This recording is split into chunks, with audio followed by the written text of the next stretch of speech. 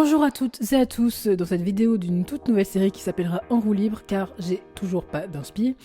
Cette série sera simplement de courtes analyses de différents épisodes complets de la série, alors n'oubliez pas d'éclater la barre de pouce bleu si ça vous plaît et à me demander en commentaire si un épisode en particulier vous tient à cœur. Alors aujourd'hui, on va parler de l'épisode 8 de la saison 1, car en l'ayant regardé de nombreuses fois, je trouve qu'il y a quand même pas mal de choses à dire.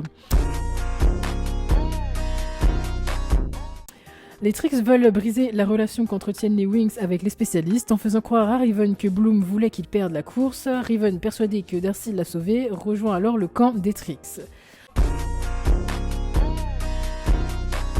Alors, pour commencer, dans les premières scènes, on apprend que c'est le jour de la rose, qui est l'équivalent de la fête des mères sur Terre. On voit alors Flora et Tecna qui repartent dans leur famille, Bloom qui se la joue drama queen, Musa qui nous révèle un détail très important de sa vie, et Stella qui annonce qu'elle traverse une période difficile, puisque ses parents, roi et reine de Solaria, se séparent. Ensuite, dans l'épisode précédent, les Trix étaient introduites à Alphea pour découvrir d'où provenait la flamme du dragon, mais malheureusement, elle s'était fait choper par les Wings qui s'improvisaient détectives, ainsi que Faragonda qui m'a semblé très calme par rapport à la situation en question.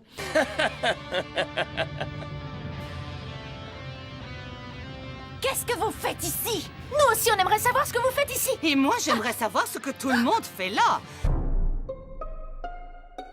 Donc, suite à cette scène aussi longue que les scènes de danse dans la transformation Butterflix, les Trix se font donc engueuler et traiter de tous les noms par notre chère Griffin, qui leur dit qu'elles n'en ont pas fait assez. Vous êtes des incapables. Et je ne le suis pas à cause de ce que vous avez fait, mais à cause de ce que vous n'avez pas fait. En quelque sorte, elle leur demande donc elle-même de faire le mal, parce qu'elle est jalouse de la relation étroite qu'ont les spécialistes et les fées, et donc demande aux Trix de faire en sorte que les élèves de ces deux écoles se haïssent tant qu'est plus.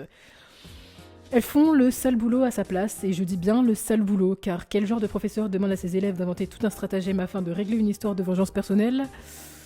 Ouais, enfin, c'est bien ce que je me disais. Personne. À part Griffin. Par la suite, on peut assister à une scène assez touchante de Musa se confiant à sa mère. On peut voir ici qu'elle reste forte malgré un passé assez sombre et compliqué. Finalement, toutes ces fêtes se ressemblent, je trouve. Et c'est vrai que je vois mes amis tous les jours. Ça donne du relief au personnage et surtout une raison à son caractère, sa manière d'être et de penser. Ici, on en apprend plus sur les débuts de sentiments qu'elle a pour un des spécialistes de la Fontaine Rouge, Riven. J'aurais eu l'occasion de revoir Riven, je dois dire qu'il est un peu bizarre. J'aimerais le connaître un peu mieux. Son passé servira en quelque sorte à la suite de la série, enfin bref, Musa est à mes yeux une des Wings les mieux développées et ce, de loin. Plus tard dans l'épisode, on entend Riven sortir une phrase que moi-même je pourrais sortir à chaque fois que je sors quelque part. Qu'est-ce qu'ils font dans la rue, tous ces gens? Le petit groupe de Sky et de Bloom, Stella et Brandon et Riven font un concours de beats et d'ego concernant une douteuse compétition de moto.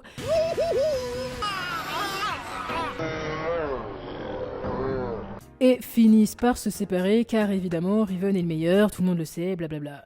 Et pour les autres. Suite à ça, Riven, vexé et humilié par la drama queen, s'en va faire un tour et on peut voir à quel point le spécialiste est en fait seul, dégoûté par cette fête et totalement imperméable à tout sentiment. Malheureusement, comme Rai a du mal avec le développement des personnages, je vais vous aider à comprendre. Riven a du mal à exprimer ses sentiments et ses émotions car il a grandi seul et donc par la même occasion vit par lui-même selon ses propres règles. Je n'ai pas besoin d'eux. Sa mère l'a abandonné à la naissance, ce qui est la cause de sa méfiance envers la plupart des femmes, et même si cela n'excuse pas tout, il est quand même très perdu et très troublé, ce qui explique sa réaction froide et parfois violente. Mais ça, sans les magazines, on n'en sait rien. Et c'est comme si Rai avait voulu le faire passer pour un connard aigri sans réel motif, et rien d'autre, ce qui est très dommage. Ensuite, ayant observé cette scène, on comprend que Riven ne laisse pas Darcy indifférente, contrairement aux autres Trix. Stormy se moque même à plusieurs reprises de sa sœur, ce qui ne lui plaît évidemment pas du tout. Dis donc, Darcy, tu serais pas amoureuse? Fais attention à ce que tu dis. Les Trix trafiquent alors un nouveau plan dans le but de détruire la relation qu'ont les fées et les spécialistes, comme, je précise, l'avait demandé Griffin. Après un spectacle avec un public super, voire trop impressionné, un Timmy un peu trop tactile donne un casque trafiqué qui fera perdre le contrôle à la moto de Riven un peu plus tard dans l'épisode. La petite dispute avec Steven. Avec qui? Riven. Alors pause. J'ai deux trucs à dire. Alors déjà, vous avez venir avec votre recyclage de scène. Hein. Icy doit aimer va vachement les facepalms car on la voit une première fois se retourner, puis une deuxième fois se retourner. Que vous aimez le recyclage, c'est votre problème. Mais le pire dans tout ça, je sais pas si vous avez eu le temps de voir, mais tout le monde change d'endroit entre les différents plans. Préparez-vous. Premièrement, Bloom et Timmy se trouvent derrière une espèce de fontaine que l'on peut apercevoir sur le plan d'Icy qui facepalm. En fond, derrière Timmy, il y a un bâtiment bleu clair. Bloom est à côté d'un bâtiment vert clair et notre sorcière se trouve derrière un bâtiment vert foncé. Plan d'après, on voit Bloom de face, sauf que le bâtiment vert clair est passé à sa gauche, qu'il ne ressemble plus au bâtiment du premier plan et que l'attroupement de personnes devant la barrière a disparu soudainement. Pas trop fatigué ? Je continue. Plan suivant, la foule est revenue, mais plus de bâtiments vert clair, de fontaine ni de barrière. Icy a miraculeusement changé d'endroit puisqu'il n'y a plus le premier bâtiment vert foncé derrière lequel elle se cachait. Il n'y a plus de bâtiment du tout d'ailleurs, elle est donc à découvert et approximativement à 15 mètres à tout péter de Bloom et Timmy. Donc soit Bloom est bigleuse, soit c'est un coup monté. Pour finir, Icy est revenu à sa place initiale et est derrière le bâtiment vert foncé du début et, ah oui, Stormy et Darcy qui étaient en train de je ne sais pas quoi faire réapparaissent sur ce dernier plan.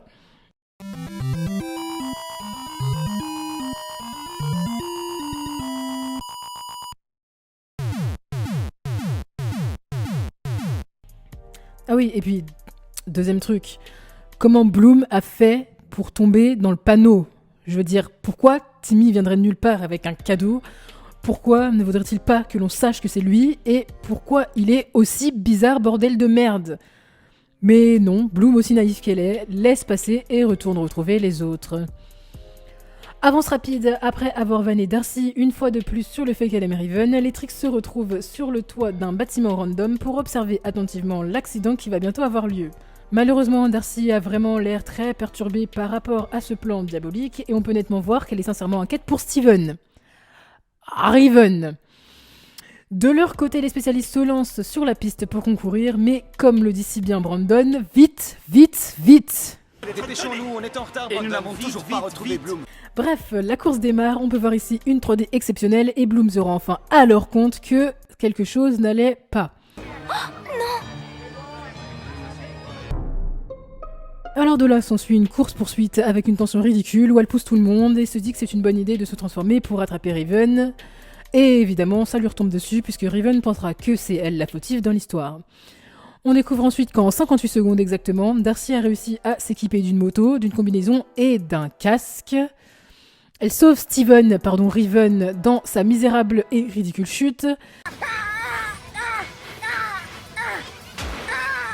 Et à l'aide de ses talents de guérisseuse, sauve le spécialiste. Ah, vous l'avez vu ? Non ? D'accord. Alors dans ce plan, on voit très nettement que Darcy n'a pas son casque, il est je ne sais pas où d'ailleurs, et hop, plan d'après, elle retire son casque qui est revenu comme par magie.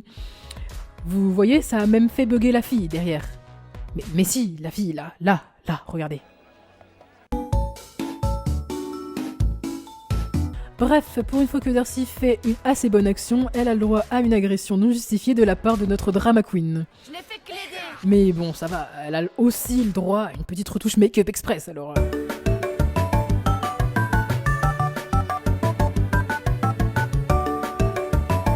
C'est à ce moment que Momo a su... He fucked up. Alors, ce que je me suis toujours demandé, c'est est-ce que le plan de base des Trix, c'était de faire tomber Riven pour que les autres puissent tout mettre sur le dos de Bloom.